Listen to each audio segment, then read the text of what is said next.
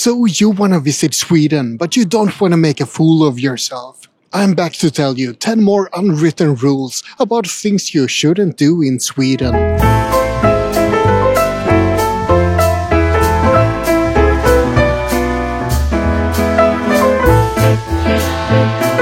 In my last video about things not to do in Sweden, I covered everything from buying rounds, or not buying rounds rather, to how to stand on escalators.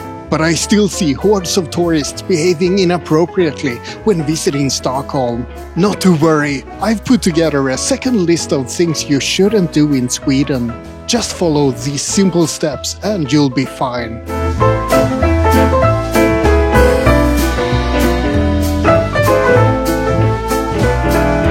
Let's start with a simple one. How to get on and off public transport. I really shouldn't have to talk about this one. This should be so glaringly obvious that no one makes this mistake, but it still happens every day. When you're getting on a bus or getting on the subway, you don't rush to get on immediately. You let others get off first. It's not really rocket science, is it? Step 1, you stand to the side so you leave room for people getting off. Step 2, you don't get on while people are getting off. Step 3, now you get on one person at a time in a well-formed line. How can this be so difficult for some people? I blame tourists and people from rural areas and egotistical Stockholm people as well. Basically, I blame people in general. People are horrible. You can't live with them, and I'd prefer to live without them. Imagine that you're meeting a new person for the first time, or maybe you're starting a new job and it's time to introduce yourself to a colleague. You put on a smile and stretch out your hand in a greeting, and then you say, "How are you?" Things suddenly take a strange turn when the other person tells you about his divorce and that his kids now hate him and that he's a recovering alcoholic and things are really rough right now. You just made a mistake of asking a Swede how he's doing. Swedes aren't very good at small talk, and that's very noticeable in how they often interpret questions literally. Many Swedes don't understand the difference between "how are you" as a greeting and being asked how they're actually doing. We're simply not very used to talking to random people, especially not in English. We like to pretend that we know English, but most of us struggle when it comes to catching subtleties and nuances, such as knowing what you mean when you say "how are you?"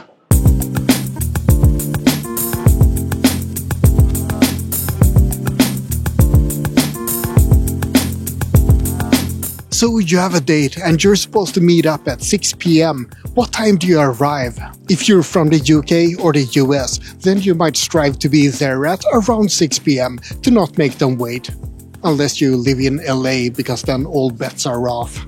If you're from Italy or Brazil, then it's anyone's guess. Maybe you'll get there a quarter late or maybe in 3 hours. But if you're a Swede, then you'll arrive at exactly 1800 hours. Not a minute late, not a minute early. Sweden is a punctual country, and you should not play loose when it comes to meeting times. There's actually a theory why some cultures are late and some aren't. It's about whether or not you have a past worldview or a future worldview. And also if your culture is monochronic or polychronic, if you focus on one thing at a time or many things at once. But all of that is just an explanation why some people are late. It's not an excuse, because there's never an excuse for being late in Sweden.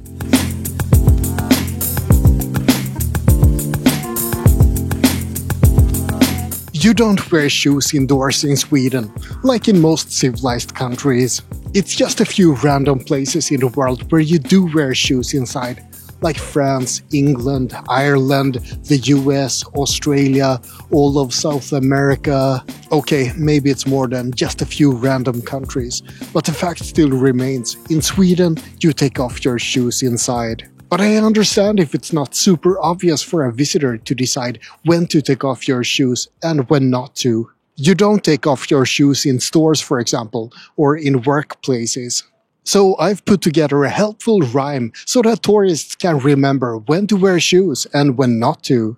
Hotels and homes and cozy places, let your toesies show their faces. Bars and shops and public spots, keep your bloody shoes on. What are you, stupid?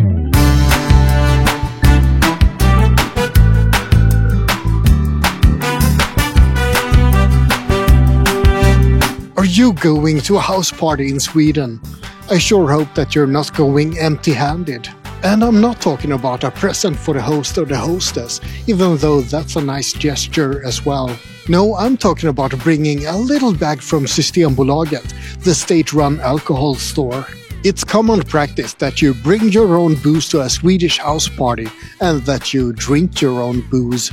One of the worst faux pas in Sweden is to come empty-handed to a party and to ask people for drinks. This is especially true for young people. As you get older, you see more and more hosts opening up the liquor cabinet with all the expensive good stuff. But it's still considered extremely bad form to come empty-handed to a party.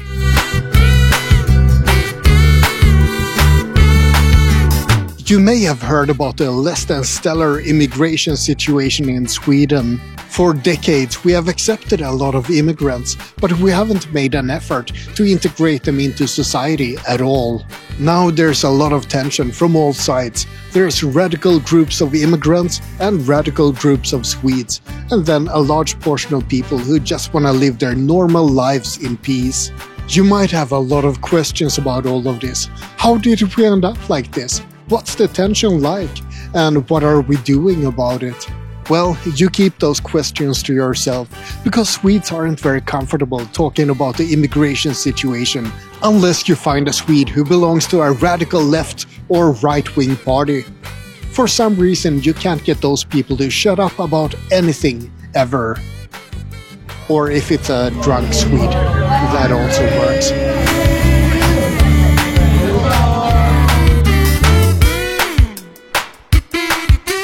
Visiting Sweden is so cool, right?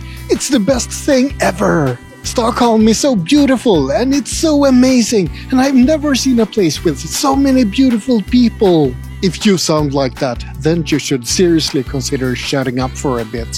For some reason, many Americans have a tendency to think that everything is the best ever. Every place is so magical and so full of amazing history. Sweden is awesome, I agree, but stop being so ridiculously over-enthusiastic about everything when you come here. Swedes are very sparing with praise, so if someone is overflowing with it, it just sounds cheap and fake to a Swede. If everything is the best ever, then nothing is. So if you want to give an enthusiastic comment in Sweden, tone it down a bit. If you think that you're on a 5 out of 10 on an enthusiasm level, then we think that you're on 11. Go down to 1 and stay there. Then we'll start to take you seriously.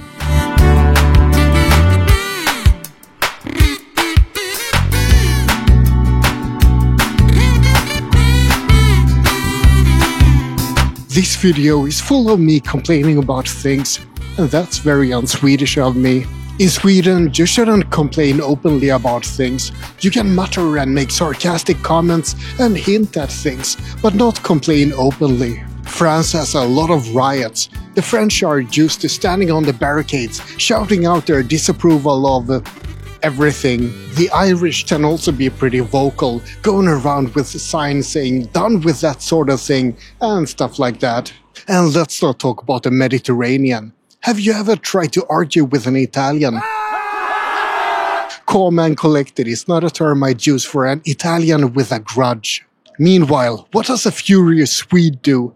Well, a really angry Swede will keep quiet and maybe make a fist in his pocket. But you mustn't show people that you're making a fist. That might upset someone. So when you come to Sweden, you can leave your overly emotional complaints at the border and keep it all inside like a proper Swede.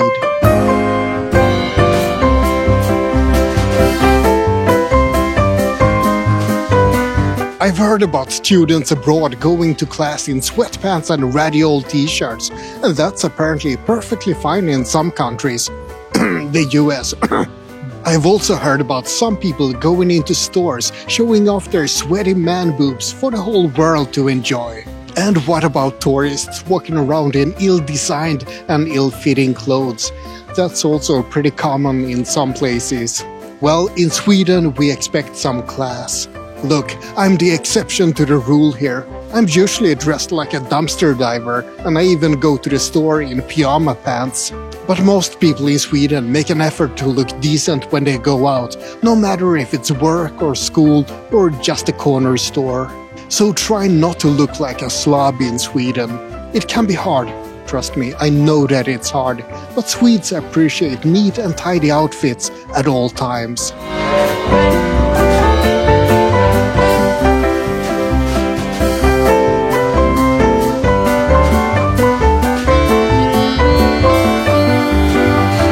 There's one thing you should never do in Sweden, ever.